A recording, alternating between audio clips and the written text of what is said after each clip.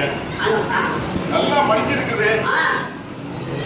இந்த பொண்ணை விட நல்லா படிச்சவனா நல்ல பதவியில இருக்கிறவனா மாப்பிள்ள அமைஞ்சதுன்னா ரொம்ப சந்தோஷமா இருக்கு.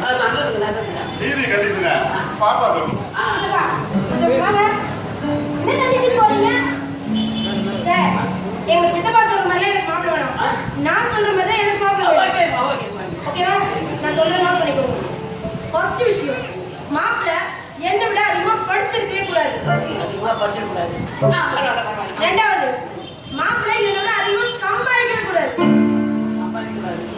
மூணாவது விஷயம், மாப்பிள்ளை எக்காரணத்தை கொண்டும் என்னை எந்த கேள்வி கேட்கவே கூடாது. என்னோட தனிப்பட்ட எந்த விஷயத்திலையும் தலையிடவே கூடாது. தனிப்பட்ட எந்த விஷயத்திலும் தலையிடக்கூடாது. ஃபைனலா ஒன் சார், இதை பார்த்தீங்களா? எஸ், இது என்னோட கல்யாண அக்ரிமெண்ட். ஆமா, எனக்கு எப்போ மாப்பிள்ளைய பிடிக்கலையோ அப்ப நான் மாப்பிள்ளைய டைவர்ஸ் பண்ணிடுவேன். அதுக்கு சம்மதம்னு அந்த மாப்பிள்ளை எழுதி தரணும். அப்படியேப்பட்ட மாப்பிள்ளை தான் எனக்கு வேணும். அந்த மாதிரி யாராவது இருந்தா பாருங்க. ஓகே? சொல்லிட்டீங்களா?